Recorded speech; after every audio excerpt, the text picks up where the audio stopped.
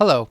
Now, before I get started with this video about the Irish military, I want to stress that anybody who has any awareness of the contributions of Irish people individually or as units to, let's say, the British military over the last several centuries, or over the American military for the last 200, 250 years, knows that the Irish themselves make for really good soldiers. So nothing in this video is intended to be a disparagement of the Irish as war fighters, as people like to say these days. The Irish Republic, however, is a different matter. The Irish Republic, I would argue, cannot fight and doesn't really have much interest in being able to do so. Now, why that is, well, it's very complicated. We're going to get into that. But I think ultimately it boils down to the reality that the Irish Republic doesn't have to spend a dime on its own defense because ultimately it's protected by Great Britain and the United States, which is really very understandable. Now, I would argue, however, that this is problematic for a number of reasons, and it raises some interesting questions. So, if the Irish Republic were to decide to do more to defend itself rather than rely on others, what reasonable measures should it take? What kind of military should the Republic of Ireland have? In this video, I want to answer those questions, and I want to talk about Irish defense policy and as well as the Irish military. My name is Michael Shirkin, and welcome to my YouTube channel, Pax Americana, a conversation about world affairs, global conflict, military strategy, and anything else that happens to be on my mind. As always, I'm going to divide this video into several sections. In the first, I want to talk about the state of the Irish military. In the second section, I'm going to talk about Irish defense policy and why is it that the Irish cannot defend themselves. And in the third, I want to talk about what would make sense if Ireland were willing to spend at least some more money on its defense capabilities. Not pie-in-the-sky stuff. I'm not about to argue that Ireland needs fleets of battle tanks or F-35s or anything like that. But what reasonably could they do? And if you hang on up till the end of the video, I promise you a short but amusing anecdote, because it's always good to do that. So part one, the Irish military. Now I'm going to come right out and say it. The Irish Republic has a military, but it's really not capable of fighting in any way or in any way asserting Ireland's sovereignty. It can, at the very best, participate in international peacekeeping missions, as it does in places like Lebanon, where there's an Irish contingent in UNIFIL. And in other words, what this means is that it has a limited ability to involve itself in low-intensity conflicts. But the Irish cannot conduct conventional warfare at any scale, whether on land, air, or at sea. In 2024, the Irish Republic's defense budget amounted to 1.25 billion euros, which is about 0.2% of GDP, 0.2% of GDP. This is the lowest, or at least one of the lowest in the European Union. And I've read that the Irish government is committed to spending a little bit more, 1.5 billion euros, maybe next year. That amount, however, does not really buy much. And the total size of Ireland's defense forces weighs in at about 7,500 men and women. There reportedly are plans to increase that number to 11,000. However, recruitment and retention are major challenges, which makes recruiting those extra people so that you get up to 11,000 is going to be really daunting. Now, of those 7,500, just under 6,000 are in the Army. The rest, which is a very small number, are divided between the Navy and the Air Force. The Navy only has about 700 people in it.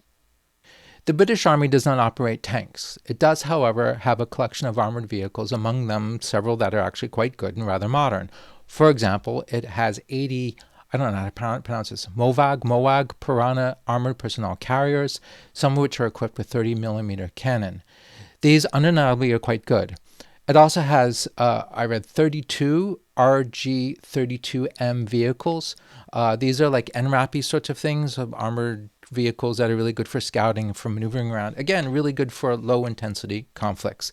And they are also fairly modern. The Irish have anti-tank guided missiles, including javelins, AT-4s, and Carl Gustav recoilless rifles. I have no idea how many of these things they have, although I'm going to guess that they don't have many. They have no heavy artillery, whether tube or rocket. Their main artillery system is the L-118 and L-119 105mm howitzer. From what I've read, the only difference between the 118 and the 119 is one of them is like an American version, the other is for Europeans. I'm not really sure.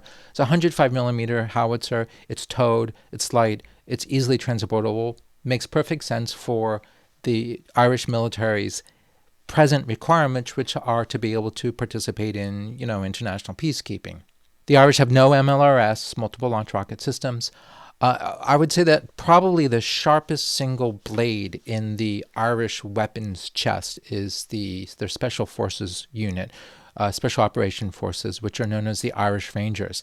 And I'm sure that these guys are really very good. Now, as I said at the beginning, the Irish make excellent soldiers. So I do not doubt for a second that man for man, the Irish army is very good, and that the Irish Rangers are as good as any other sort of top tier special operations forces. There just aren't many Irish soldiers, and they are very lightly armed. Ireland's Air Force is practically non-existent. It has no combat aircraft and no real air defense capabilities beyond I think the Army has some short-range man-portable air defense systems, the sort of shoulder-launched things like Stingers. Um, I'm not aware of any sort of other system that they have, and I think that's the Army thing rather than the Air Force. Ireland reportedly has a not-so-secret defense pact with the United Kingdom that basically calls upon the United Kingdom to defend Irish airspace, which is, frankly, a funny way of asserting autonomy vis-a-vis the former colonial power. Indeed, whenever there's a need to scramble a fighter jet, which happens from time to time to check something out, that jet that's scrambled belongs to the Royal Air Force that flies over, I don't know if it's from Northern Ireland or just from England or Scotland or whatever. Recently, Ireland has committed to obtaining an advanced early warning radar system, which would be a first. This system reportedly will greatly enhance Ireland's ability to monitor its own airspace and well beyond. But again, if it ever were to detect a threat, the Irish would have to call London and have the Royal Air Force respond to that threat. The Irish Navy, similarly, is toothless. It has 8 or 6 vessels, depending on where you read, but apparently only 4 of those ships are actually active. From what I understand, the problem is actually manning. Like, they can't crew enough of their ships, so that's why they only have 4 that are listed as active. 2 of these are what are called inshore patrol vessels. These are new-ish. They were purchased from the Royal New Zealand Navy, but from what I understand, they were new when the Royal New Zealand Navy got them, and then they sort of immediately sort of sold them to the Irish. As far as I can tell, these are armed with nothing heavier than 50 caliber machine guns. It has 2 larger offshore patrol vessels, which are armed with one 76mm cannon and 2 20mm cannon plus machine guns. The Irish Navy vessels have no anti-ship missiles and no anti-submarine warfare capabilities, nor do they have any kind of air defenses. They can patrol, but they cannot fight. Well, not really. What they're meant for are things like policing fisheries, and I'm sure they're really very good at that. So part 2, Irish defense policy. Irish defense policy, or rather its policy of not having any meaningful defense capabilities, has its roots, I believe, in Ireland's sort of fraught relationship with Great Britain. And the tradition of neutrality is really rooted in its desire not to be bound to Great Britain or to find itself fighting in yet another of the British Empire's wars, as Irish troops have done so often in the past over, the many centuries. Arguably, the sort of leftist anti-imperialist leanings of some members of the Irish Parliament, like Sinn Féin, which remains a potent force in Irish politics, plays an important role in this. Ireland has, to be really blunt, more than its share of tankies. Now, sometimes also, I have to add this, I am under the impression that many in Ireland seem to think that antisemitism might be a shield against, I'm not really sure who. It's like a form of soft appeasement against some sort of aggressor. I'm not sure who, but it's like a way of broadcasting that, like, oh, they don't like Jews, so they're on the right side of history. I'm not sure how far that will get them, but there it is. I have some sympathy for Ireland's position of neutrality, particularly in World War II, given that the Irish Republic in World War II had only just become independent from Great Britain. I think that was in 1921. And in guessing that the last thing that Ireland's leadership, most specifically Eamon de Valera, wanted to do in 1939 was to go to war, plus also Ireland at the time was really very poor, but the last thing he wanted to do was to go to war in another of Britain's wars and to be yet again like a junior partner to the British, because it would have been the British calling the shots ultimately. There is talk of de Valera having some pro-German sympathies. For example, he reportedly expressed his condolences to the German ambassador upon hearing of Hitler's suicide. I mean, seriously, WTF.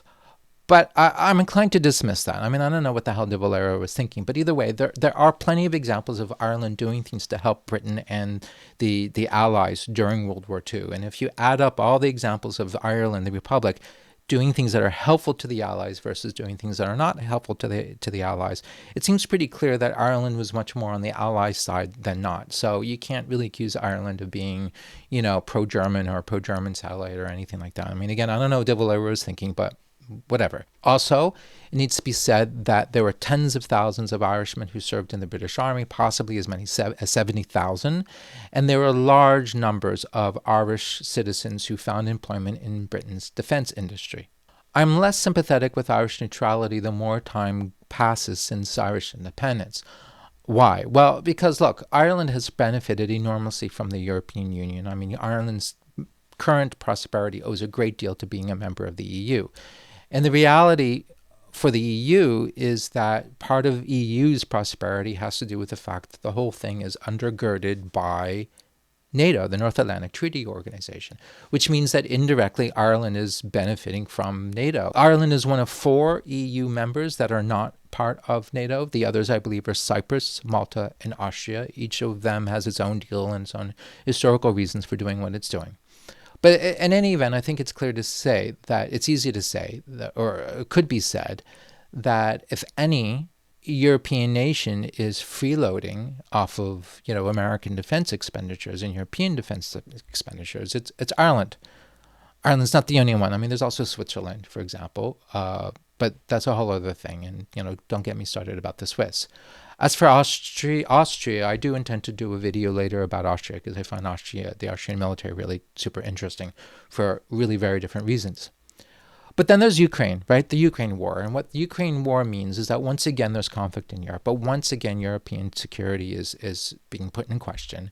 And also the reality is that the airspace above and around and the waters, Irish waters and the waters near Irish waters, Ireland's European exclusive economic zone, are increasingly being contested.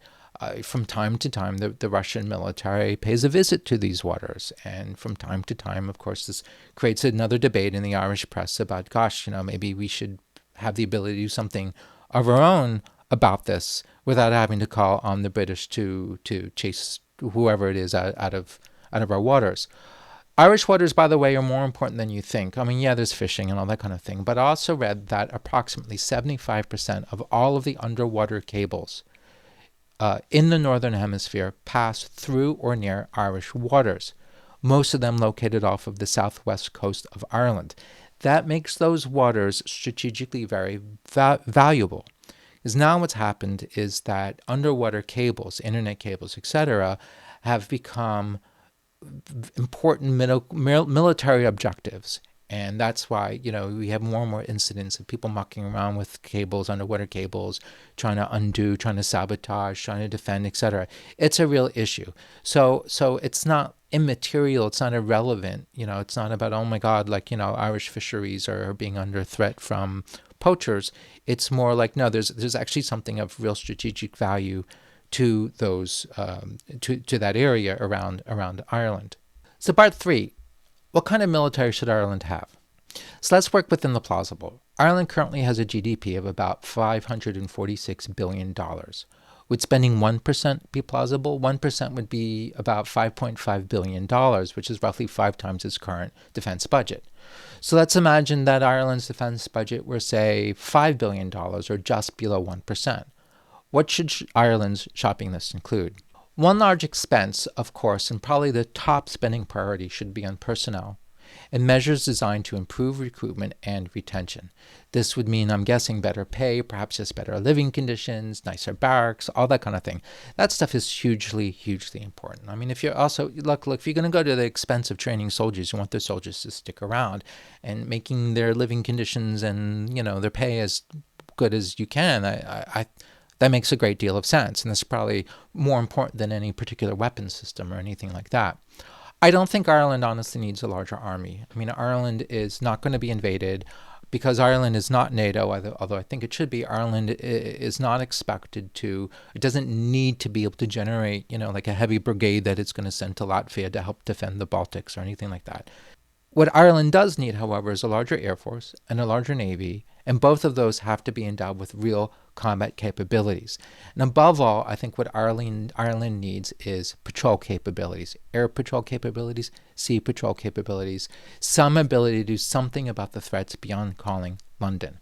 So at the high end, we're talking fighter jets and patrol aircraft, but probably also long-endurance surveillance drones. Fighter jets, I mean, this is the advantage that Ireland has. Ireland doesn't need stealth capabilities. It's not going to do like what the Israelis just did, where they raided Iran and they needed to penetrate Iranian air defense capabilities or anything like that. They don't need even ground attack capabilities. What does Ireland need? It needs second-hand F-16s, or maybe if they're going to buy new Saab Gripens, which are excellent. Anything that can carry state-of-the-art anti-air missiles and good radar systems, right, so that it could deal with any kind of real conflict in the air.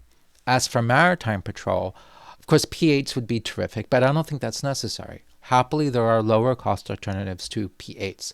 Ireland, in fact, in 2023 obtained 2 Airbus C-295 aircraft in a maritime patrol configuration.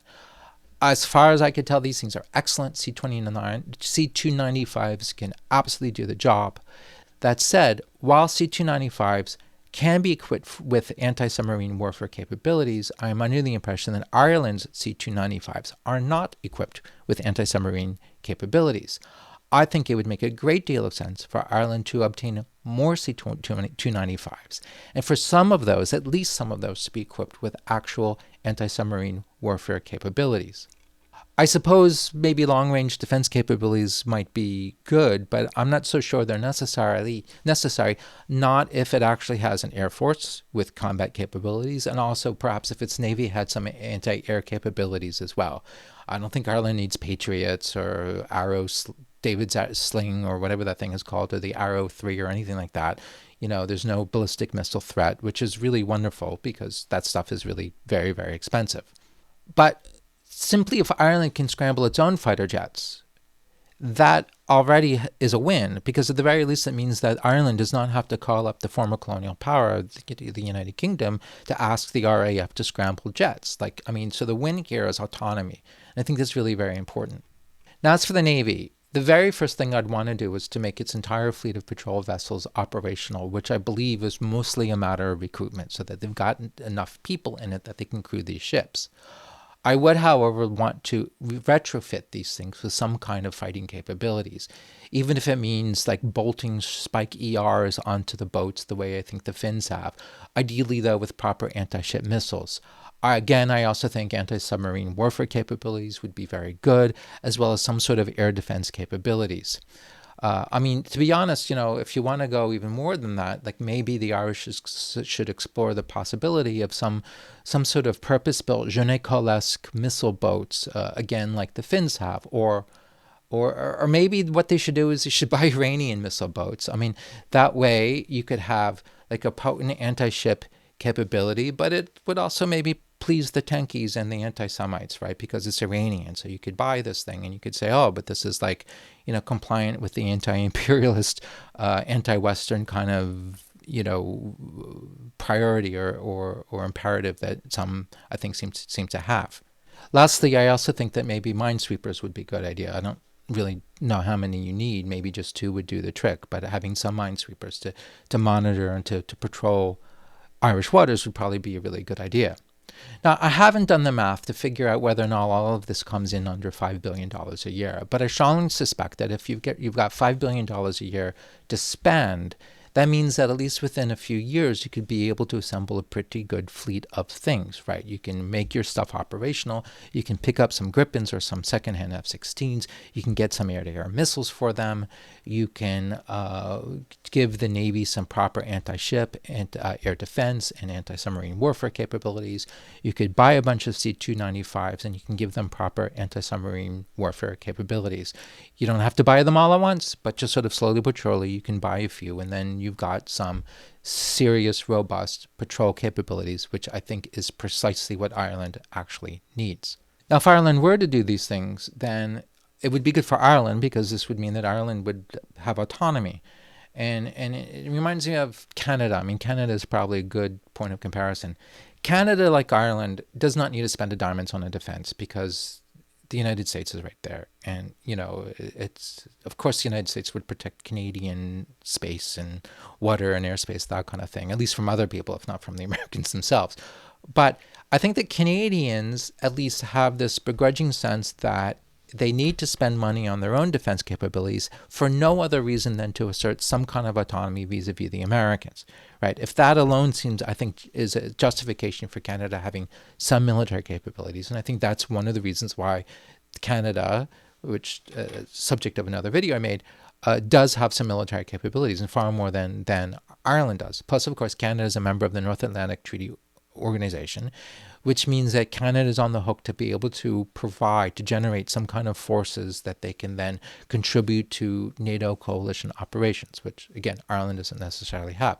But one thing that I find striking is that while the Canadians understand that for the sake of their own autonomy, they have to spend something, they have to have some military capabilities, the Irish seem to be resistant to this idea, right? That this imperative of spending their own money so that they can have their own defense capabilities, if only for the sake of their own autonomy, that doesn't seem to be a convincing argument for Irish taxpayers. I am not an Irish taxpayer. I don't know how I would feel about spending, let's say, 1% of GDP per year on defense, and I'm going to leave that entirely up to them. As an outsider, I would say that it would also be good for European security and even indirectly NATO. And the basic principle is this: if Ireland can take care of patrolling its own waters and its own exclusive economic zone on its own, that means that NATO countries don't actually have to do it themselves. There's not a lot of NATO naval capabilities and air capabilities, et cetera, to go around. So any plane that the RAF doesn't have to have on around, like, just to scramble to cover Irish airspace, is a fighter plane that they can do something else with. So this is already valuable.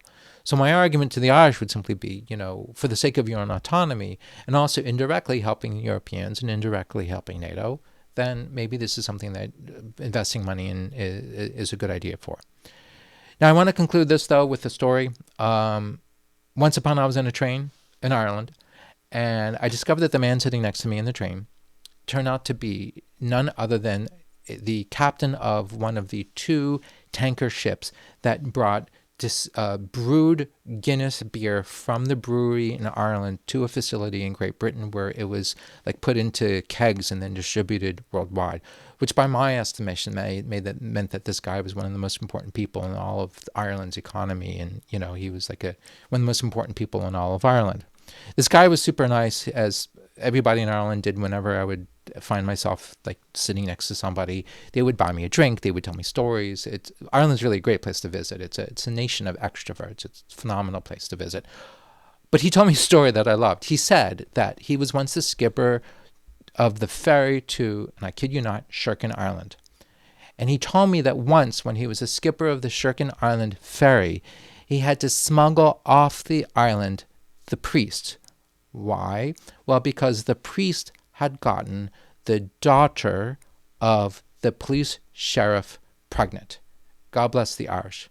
If you like this video, please like and subscribe, and also check out in the description. I have links to my LinkedIn, my Twitter, and my LinkedIn, Twitter, and my Substack, which is also called Pax Americana, plus my own website, michaelshirkin.com. And if you have any comments, feedback, thoughts about maybe how the Irish better should spend their money, or if they should or shouldn't, please feel free, leave them in the comment section below. I look forward to seeing you in my next video, and thank you. Bye-bye.